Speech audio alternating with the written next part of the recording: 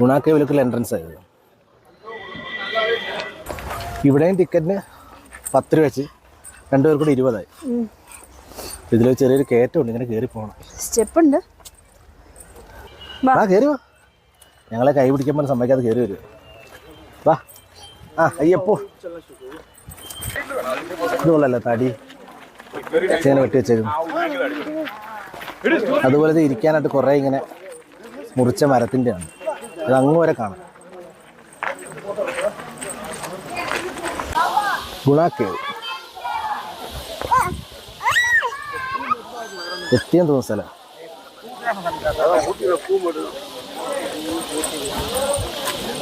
അതെ അതെ, അതങ്ങാണ്ടാണ്.